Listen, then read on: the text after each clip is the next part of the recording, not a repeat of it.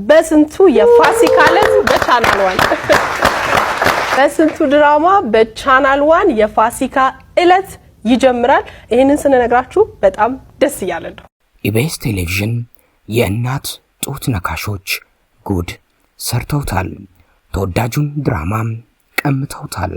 ከሰራተኞቹ ከፍ ብሎ የጣቢያውን ተወዳጅ ድራማን በሌላኛውና ኢቢኤስ ባፈራቸው ኮትኩቶ ባሳደጋቸው ለወግ ማዕረግ ባበቃቸው ከህዝብ ጋር ባስተዋወቃቸው የቀድሞ ሰራተኞቹ በተከፈተው ቻናል ዋን ቴሌቪዥን ተቀምጧል ይለናል የዛሬው መረጃችን። ኢቢኤስ ለቻናል ዋን ቴሌቪዥንም በኔስር ውሉ ሳያልቅ ያለን ድራማ ወስዳችኋልና እባካችሁ መልሶ የሚል ደብዳቤ ልኳል። የቴሌቪዥን ኢንዱስትሪው ነፃ ገበያ ቢሆንም ኢቢኤስ በራሱ ልጆች አሞላቆ ባሳደጋቸው ለወግ ማዕረግ ባበቃቸው ከህዝብ ጋር ባስተዋወቃቸው የቀድሞ ሰራተኞቹ መበዝበዝና መራቆቱን ቀጥሏል። ባሳደጋቸው ሰራተኞቹም አሁን በቻናል ዋን መታየት ሊጀምር የተዘጋጀው በፋሲካ ዕለት ቀጣዩ የሚቀማውና የሚወሰድበት ፕሮግራም በስንቱ ሲትኮም ሆኗል። ኢቢኤስ ጉዳዩን ወደ ፍርድ ቤት የሚወስደው ይሆናል ተብሎ ይጠበቃል። በዕለተ ፋሲካ በቻናል ዋን በስንቱ መታየት ከጀመረ ይህ ግን እውነት የሚሆን ይመስላል። ምክንያቱም ቻናል ዋን አሁን ይፋ አድርጎት በስንቱን በፋሲካ ጠብቁት የሚል ማስታወቂያን ማሰራጨት ጀምሯል። በኢቢኤስ ቴሌቪዥን ከሚተላለፉና ሚሊዮኖች ከሚከታተሏቸው ተወዳጅ ፕሮግራሞች አንዱ አስቂኙ ሲትኮም ድራማ በስንቱ ነው። ታዲያ በስንቱ ድራማ አሁን ከኢቢኤስ እጅ ወጥቶ ቻናል ዋን ቴሌቪዥን እጅ ውስጥ ገብቷል። ንብረትነቱ የቻናል ዋን ቴሌቪዥን ጣቢያ ሆኗል። በስንቱ ድራማ በኢቢኤስ ቴሌቪዥን መታየት ሲጀምር ጣቢያው ለአብሪኮም መልቲሚዲያ በአንድ የድራማ ክፍል ወይም በአንድ ኤፒሶድ ይሉታል በሙያ አጠራሩ 245,000 ብር ይከፍል ነበር። ይህ ማለት ሐሙስ በስንቱ በኢቢኤስ ሲታይ 245,000 ብር ገቢን ይቀበል ነበር።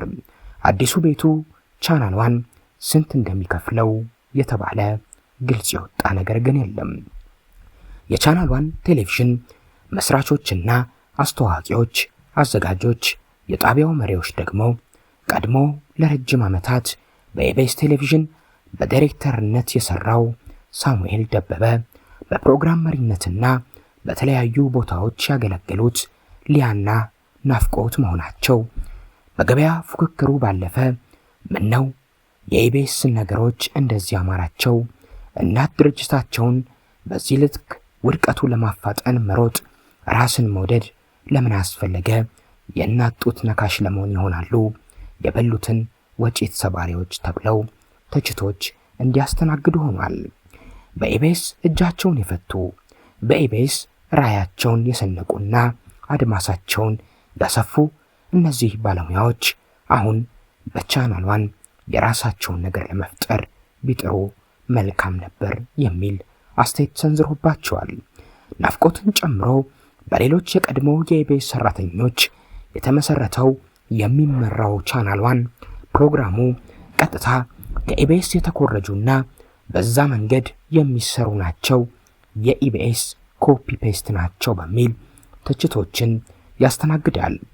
ከኢቢኤስ የወጣው ዳይሬክተር ሳሙኤል ቀድሞ በኢቢኤስ ይሰራቸው የነበሩትን ስራዎች በራሱ ቴሌቪዥን ጣቢያ ከባለቤቱ ሊያና ከናፍቆት ጋር በቻናል ዋን ከሚስቱ ጋር ሆኖ መድገሙ ብዙዎችን አከራክሮ ነበር።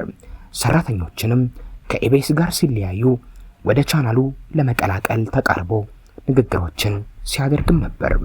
አሁን ግን ከዚህ ባስ ያለውን ኢቢኤስ የሚመካበትን ሲትኮም ድራማን በስንቱን ቻናል ዋን ከኢቢኤስ ነጥቆ ለማሰራጨት ዝግጅቱን አጠናቋል። የሲትኮሙ ባለቤት አብርሃም ወይም አብሪኮም ከረጅም ጊዜ አጋሩ ኢቢኤስ በመኮብለል ድራማውን ለቻናል ዋን አሳልፎ ሰጥቷል። ይህ ሲሆን ቀድሞ ኢቢኤስ ድራማውን በቴሌቪዥን እንዲሁም በዩቲዩብም በራሱ በኢቢኤስ ገጽ ብቻ ያስተላልፈው የነበረ ሲሆን አሁን ግን ቻናል ዋን ድራማውን በቴሌቪዥን ጣቢያው ብቻ ያሳየዋል። አብርሃም ደግሞ በራሱ የዩቲዩብ ቻናል በመልቀቅ ገቢውን ለራሱ የማድረግ መብት አለው። ይህ ደግሞ ቀላል የማይባል ገቢን እንዲያገኝ ይረዳዋል። ኢቢኤስን በከፍተኛ ሁኔታ እየተደራደረና ጡንቻ እየተለካካ የነበረው አባይ ቲቪ እንደነበር አይዘነጋም። መቅደስ ደበሳይን ጨምሮ ካሜራማኖችን፣ የተለያዩ ባለሙያዎችን ከኢቢኤስ በከፍተኛ ደሞዝ አስኮብልሎ ነበር። አሁን ደግሞ አባይ ቲቪን ተክቶ ቻናል ዋን የኢቢኤስ ጠላትና ተፎካካሪ ሆኖ ብቅ ብሏል። ኢቢኤስ አሁን ለደረሱበት ደረጃ ያበቃቸው የቀድሞ ሰራተኞቹ ጀርባቸውን ሰጥተውበት ጨክነውበት በጀርባ ኢቢኤስ እንዳይኑ የሚሳሳለትን በስንቱ ድራማን የራሳቸው ማድረግ ችለዋል። በዚህ ሳምንት የቀድሞ የኢቢኤስ ጋዜጠኛ ዘወትር ደሳለኝ ከኢቢኤስ ሙሉ ለሙሉ መውጣቱ ተረጋግጦ አርትስ ቲቪን መቀላቀሉ ይፋ መደረጉ አይዘነጋም። በእንቅርት ላይ ጆሮ ደግፍ እንዲሉ አሁን ደግሞ በፕሮግራም ደረጃ ኢቢኤስ መነጠቅ ጀምሯል። ኢቢኤስ ለቻናል ዋን የኔ የሆነን ድራማ ወስዳችኋልና ከማሰራጨት ተቆጠቡ ብሎ ደብዳቤ እስከ መላክ ቢደርስም ቻናል ዋን ግን አሻፈረኝ ከማለት ውጪ ድራማውን አልመለሰም ወይም በቂ መልስ አልሰጠም።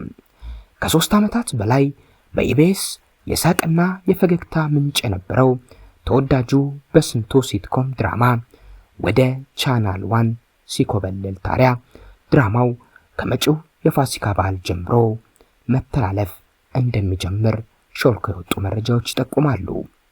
በተወዳጁ ኢቢኤስ ቴሌቪዥን በሚሰሩ ሙያተኞች የተመሰረተው ቻናል ዋን በስንቱ ድራማን ማስኮብለሉ ቻናሉ ተመልካች እንዲኖረው ያግዘዋል ተብሎ የተደረገ እንደሆነ ይነገራል።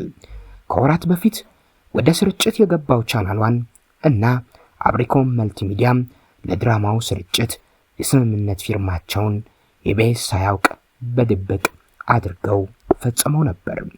የቴሌቪዥን ጣቢያው ከቁርጥ ክፍያ በተጨማሪም በዩቲዩብ ላይ የማስተላለፍ መብቱን ለድራማው አዘጋጆች ለና አብሪኮም ሰጥቷል።